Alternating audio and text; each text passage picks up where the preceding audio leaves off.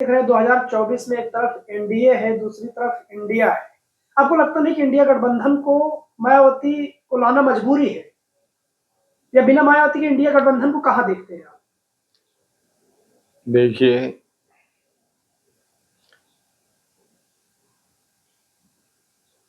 मैं जय भगवान जाटा हूँ, एक समाज का छोटा सा कार्य करता हूँ और समाज के विकास के लिए, उत्थान के लिए, इन लोगों की प्रोग्रेस के लिए काम करता हूँ।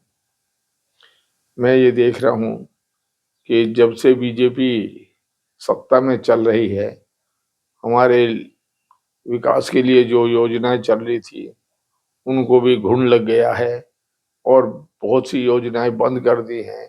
कई योजनाएं के नाम बदले गए हैं, लेकिन वो योजनाओं के नाम जो बदले गए हैं वो भी इतनी बकवासबाजी कर दी है जिसका लोगों को किसी को कोई मालूम ही नहीं है। हम देश को आजाद हुए 75 साल से ज्यादा हो चुके हैं। देश की आजादी के समय ये तय किया गया था कि हमारा 10 साल के अंदर विकास के द्वारा सामान्य वर्गों के बराबर लाया जाएगा।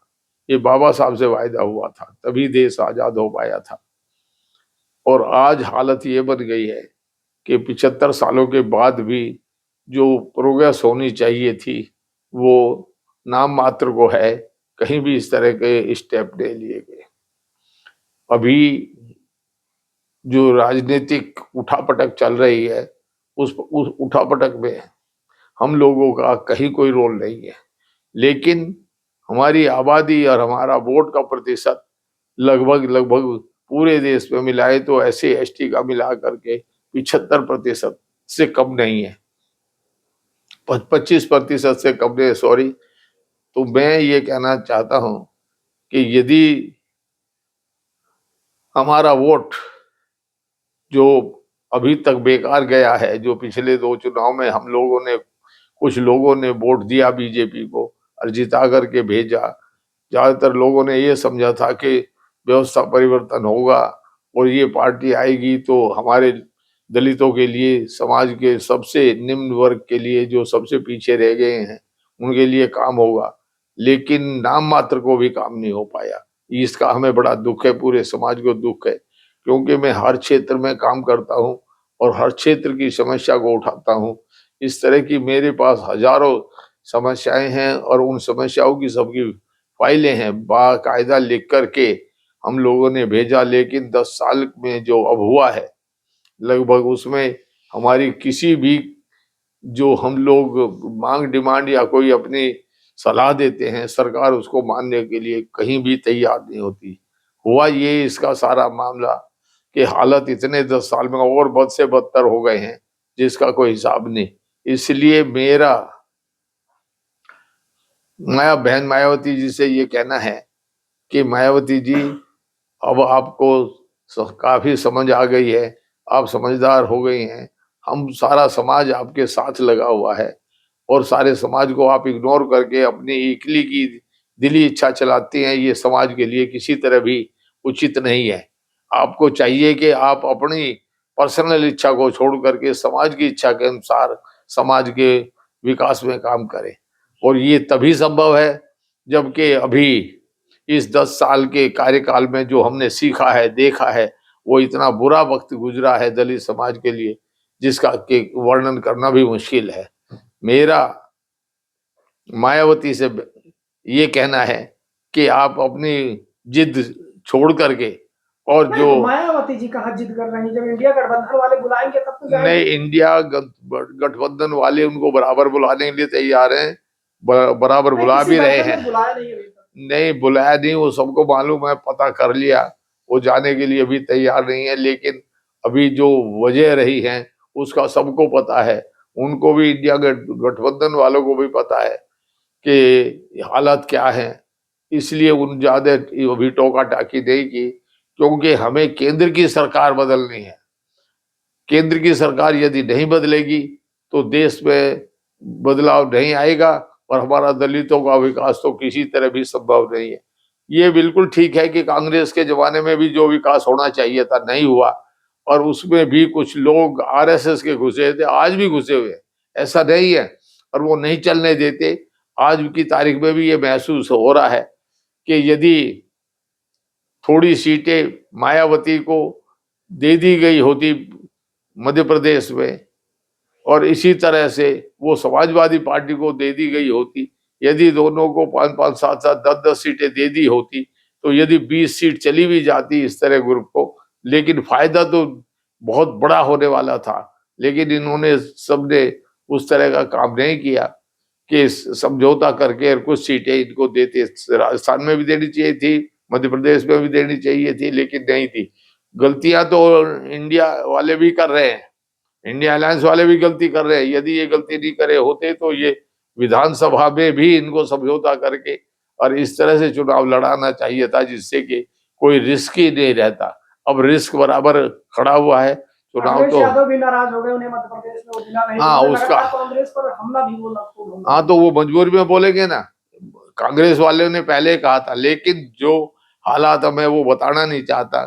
क्या उसमें जो कमलनाथ ने जो अपनी जिद अड़ाई है, और जिद अड़ा करके उसने हाई कमांड की बात को भी नहीं माना, उस तरह से बड़ा दुख हुआ है। यदि वे 10 सीटें या 20 सीटें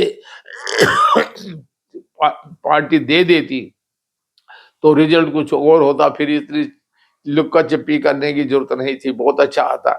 मेरा अंत में जो मेन कहना है वो यही कहना है कि 2024 में मायावती जी आपके ऊपर कोई हाथ लगाने वाला नहीं है। ये सरकार किसी को अल्लू पल्लू किसी को पकड़ करके हाथ डाल दे, लेकिन मायावती के ऊपर हाथ डालना इतना आसान नहीं है। हम लोग मर नहीं गए हैं, हम जिंदा कौम है, और इस देश का जो दी चमार है, जाटव है, वो किसी के सामने झुकने वाला नहीं है। हमारी आबादी किसी से कम नहीं है। इस देश में जो ब्राह्मणवादी व्यवस्था चल रही है, इसको रोकना बहुत जरूरी है। यदि हमने इसको नहीं रोका तो हालात बहुत खराब होंगे। मैंने तो पहले भी ये कहा है कि ब्राह्मण मुक्त लोकसभा होनी चाहिए। कोई भी ब्राह्मण चुन करके उसमें ना जाए, इसके लिए हमारे समाज को पूरी ताकत लगानी चाहिए।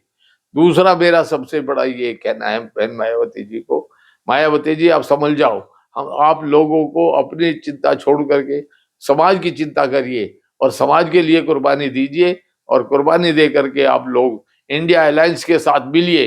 और इंडिया अलायंस के साथ यदि आप मिल करके चुनाव लड़ती है तो उसका असर पूरे देश पे होगा। जब वो पूरे देश पे होगा तो मेरी ये गारंटी है कि 350 से 400 सीटें हर हाल में इंडिया अलायंस लेके जाएगी। लेकिन सबसे बड़ा दुख क्या है, सबसे बड़ा दुख जो दिखाई दे रहा है, जो लोगों को नहीं दिखाई देता होगा, वैसे तो मैं तो 3 साल से बोल रहा हूं, लेकिन लोग बाग अब आज बोलने लगे हैं। यदि बीजेपी 150 सीटें भी लेकर के आ गई तो भी वो सत्ता से नहीं हटेगी, और क्योंकि राष्ट्रपति उसने अपने मन माफिक बैठा रखा है, इसलिए वो उसी में शपथ लेके और 150 के बीच में भी वो चलाएंगे। और ये देख लीजिएगा, आप कोई सारी दुनिया देख ले, मेरे इस रिकॉर्डिंग को आप नोट करके रखिए कि ये होने वाला क्या है। पहले तो चुनाव की संभावनाएं बहुत कम है, यदि चुनाव संभव हो गया और करा दिया तो उसमें बहुत ही धांधलेबाजी भी होगी, और धांधलेबाजी के बीच में कांग्रेस ने सपा को संभाल नहीं पाई तो बीएसपी को सपा इंडिया गठबंधन में जाना ठीक है। बिल्कुल जाना, सपा को संभाल नहीं पाया ना एमपी। संभाल लेंगे, संभालने का भी कोई बीच में अभी मीडिएटर कोई इस तरह आया नहीं, जैसा राहुल गांधी ने वायदा किया है। जैसे राहुल गांधी ने वायदा किया है कि हम लोग एडजस्टमेंट करेंगे, थोड़ा हमें झुकना भी पड़ेगा तो भी हम झुक करके भी अपना बीजेपी को हटाने के लिए हर तरह का हम लोग संगठन मजबूत करेंगे। इंडिया अलायंस जो है, अगर वो बिना बीएसपी के मैदान में उतरते हैं तो क्या स्थिति है? तो जो होगा उसमें बीजेपी को ये चांस मिल जाएगा कि बीजेपी चाहती है, वो बीजेपी धन दौलत भी देगी, बीएसपी को सब कुछ दे करके ये कोशिश करेगी कि तुम पूरे देश में लड़ाइए।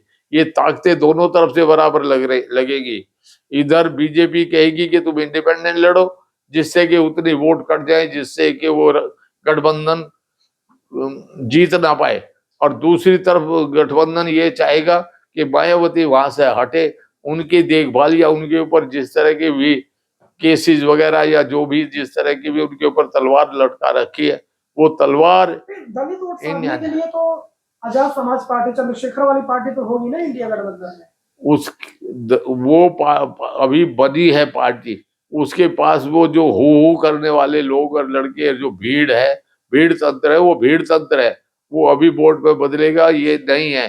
क्योंकि आपने देखा अभी जो अभी मध्य प्रदेश में जगह जगह पर जो देखने में आया है कि चंद्रशेखर के आदमी सारे वो पैसे ले ले करके वो प्रचार प्रसार करते हैं बीजेपी का भी। अभी हमारे समाज में जो लोग हैं बिकाऊ ज्यादा हैं, और ऐसे बिकाऊ आदमियों के जूते लगाने चाहिए, उन आदमियों को जूते मार मार करके पार्टी से भी निकालना चाहिए, और चाहे वो भीम आर्मी में है तो भी उनको पार्टी से निकाल देना, पूरे भीम आर्मी से निकाल देना चाहिए। एक भी शिकायत आए तो चंद्रशेखर को स्टेप लेना चाहिए, बहुत सख्त स्टेप लेकर के ऐसे आदमी को पार्टी से भी निकाले, भीम आर्मी से भी निकाले। यदि नहीं निकालेंगे तो वो इस तरह का जहर पैदा करेंगे समाज में कि अंदर ही अंदर धोखा करेंगे, और वो आजाद समाज पार्टी को भी नहीं उभरने देंगे। मेरा ये कहना है कि आजाद समाज पार्टी और बहुजन समाज पार्टी दोनों को मिल जाना चाहिए। मायावती को भी मैं ये कहना चाहता हूँ वो बड़ी बहन की तरह से हैं, और आप अपना वो रोल अदा करते हुए चंद्रशेखर को बराबर जगह दे और उसको अपने साथ मिला करके आगे बढ़ने में सहायक होगा आपके। इसलिए मैं ये कहना चाहता हूँ मेनली कि बहन मायावती को भाजपा को मदद करने की बजाय उसको इंडिया अलायंस के साथ जुड़ जाना चाहिए। यदि जुड़ेंगे तो ये मेरी गारंटी है, कम से कम 350 नहीं तो 400 सीटें, 350 से 400 से लगा रहे हैं बहन जी पर और बीएसपी पर, वो बीजेपी को सब मदद करती है सर। मदद क्या होती है? मदद का मतलब ये थोड़ा ही होता है। अब मान लिया आपको कोई मार धाड़ कर रहा है, पीट रहा है, और मैं उस मार पीट के अंतर्गत आप ही की कोड़ी भर लूं, नहीं दंगा नहीं कर तो आपकी मदद कर रहा हूं या मैं आपको पिटवा रहा हूं? मुझे यदि पकड़ना पड़े, दो आदमियों की लड़ाई हो तो दुश्मन को पकड़ना पड़े, गोली भरनी चाहिए उसकी, वो ना मारे। यदि मैं अपने ही आदमी की गोली भर लूंगा तो इसका मतलब दूसरे को मौका मिलेगा, वो मारता जाएगा। इतना ऐसा ही फर्क है इस पार्टी पॉलिटिक्स में भी कि मायावती को यदि ये चाहती है कि उसके समाज को मान सम्मान इज्जत मिले और इस देश में बीजेपी से पीछा छूटे, तो ये जरूरी है कि मायावती नेशनल जो इंडिया अलायंस है उसके साथ समझौता कर ले, तो ये मामले सारे निबट सकते हैं और माहौल बन सकता है। लेकिन यदि मायावती ने इंडिपेंडेंट लड़ने की कोशिश की और दलितों का वोट काट करके और उसने ये कोशिश की कि मैं जीत जाऊंगी, जीतनी तो ऐसा ही जीतेगी जैसे यूपी में एमएलए की एक सीट जीती है, ऐसा ही पूरे देश में होने वाला है। जीतेगी भी नहीं और हराने में बराबर काम करेगी। इसलिए मेरा मायावती को बड़ा होने के नाते, और क्योंकि मैंने बहुजन समाज पार्टी को मैं पहला प्राथमिक आदमी हूं इसका, जब से काशीराम जी ने काम किया, ये मायावती बहन मायावती भी जानती है और सब जानते हैं कि किन किन हालात में मैंने किस किस तरह से पार्टी को खड़ा कराया था, किया था, किस तरह से मैंने उसमें मदद दी थी, दिलवाई थी लोगों से, तो ये खड़ी हो पाई थी। तो मायावती को चाहिए कि अभी वो मेरी बीइंग ए बड़ा भाई, उन्हें कई बार मेरे को बुलाया, पब्लिक मीटिंग में बुला करके कहा कि जय भगवान जाटव यदि मेरे साथ आ जाए तो हम लोग दोनों भाई बहन मिल करके देश को कैप्चर कर लेंगे। मैं गया भी, मैं चलाया भी। मेरा झगड़ा सिर्फ यही था ना, क्योंकि काशीराम जी से मेरा ज्यादा लगाव प्यार था, क्योंकि मैंने उसको शुरुआत कराई, पैसा लगाया, आगे बढ़ाया, सब काम मैंने किया।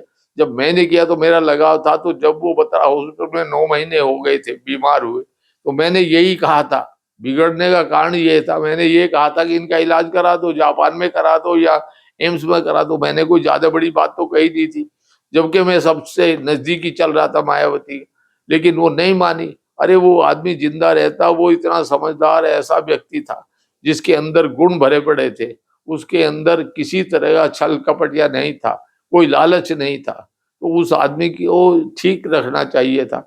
वो जो गलती हो गई वो हो गई, लेकिन अब जो गलती हो उस गलती को रोका जाए और इंडिपेंडेंट लड़ने की बजाय अलायंस के साथ मिलकर के, इंडिया अलायंस के साथ मिलकर के चुनाव लड़े तो 350 से 400 सीटें आएंगी, ये मेरी गारंटी है।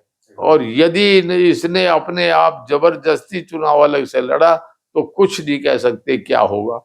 लेकिन अब हमारे लोग, ये जरूर है कि मायावती को समझना चाहिए, जो तेरा रुतबार वो चल रहा था उसमें लोग तुम्हारी इस जो पॉलिसी चल रही है उस पॉलिसी के खिलाफ होते जा रहे हैं, पब्लिक हटती जा रही है। इसलिए माहौल इस तरह का बनता जा रहा है कि वो सीधे इंडियन अलायंस को वोट भी देंगे, ये भी क्लियर सी है। लेकिन फिर भी ऐसे हमारे बहुत लोग हैं जो बहुजन समाज पार्टी के साथ अभी भी हैं और रहेंगे भी, और वो वोट भी देंगे। वोट देने का मतलब है जीतेंगे नहीं, लेकिन वो हराने का काम जरूर कर देंगे।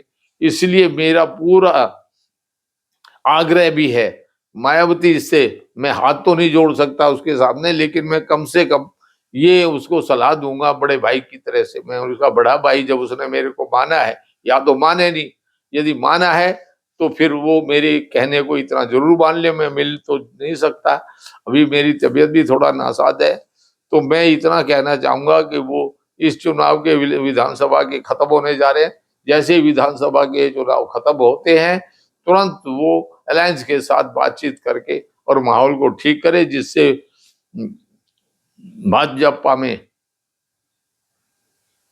भाजपा के जीतने के चांस कम हो। लेकिन मुझे सबसे बड़ा दुख ये दिखाई दे रहा है, क्योंकि जो आज के प्रधानमंत्री नरेंद्र कुमार मोदी को जो लोग चला रहे हैं, वो लोग पीछे से जो चलाने वाले लोग हैं, उन लोगों ने प्लानिंग कर रखी है कि सरकार नहीं छोड़नी है। मुझे इसका अंदेशा बराबर बना हुआ है, चाहे गृह युद्ध में देश चला जाए वो सरकार नहीं छोड़ेंगे, और सरकार नहीं छोड़ेंगे, शपथ लेंगे, चाहे उनकी 150 सीटें क्यों ना आए फिर भी वो शपथ लेंगे, और वो उसमें टाइम टेबल भी रखेंगे। और इन्हीं दलों के आदमियों को, जो इंडिया अलायंस के दल है, यदि ये इंडिया अलायंस के दल एक चुनाव चिन्ह तय कर ले, केवल 2024 के लिए ही ये तय कर ले कि हम एक चुनाव चिन्ह पर चुनाव लड़ेंगे, तो फिर कोई तोड़फोड़ हो नहीं सकती, और हमेशा इंडिया अलायंस हमेशा काम करेगा। इसलिए इंडिया अलायंस वालों से भी मेरा ये कहना है कि इसके ऊपर गंभीरता से विचार करें, और सभी दल जो मिलकर लड़ रहे हैं, केवल 2024 के लिए सारे दल मिलकर एक चुनाव चिन्ह के ऊपर चुनाव लड़ ले। यदि इन्होंने ये कर लिया तो इसको बीजेपी सरकार को हटाना कोई मुश्किल नहीं होगा। नहीं तो बीजेपी वाले बहुत क्या, मैं उस शब्द को नहीं कहना चाहता, मैं ये कहना चाहता हूं कि बीजेपी वाले कम बदमाश नहीं है। वो लोग किसी भी तरह से सत्ता से हटेंगे नहीं, चाहे हार जीत किधर भी होती रहे, ये बराबर खतरा है। इसके लिए जरूरी है कि एक चुनाव चिन्ह के ऊपर ये लड़ जाए, तो फिर कोई किसी तरह तोड़फोड़ होने वाली नहीं है। ये 2024 के लिए कर ले, बाद में अपनी अपनी पार्टी अपना अपना चलाते रहे। 2024 के लिए इतना कर ले। धन्यवाद। जय भीम, नमो बुद्धाय।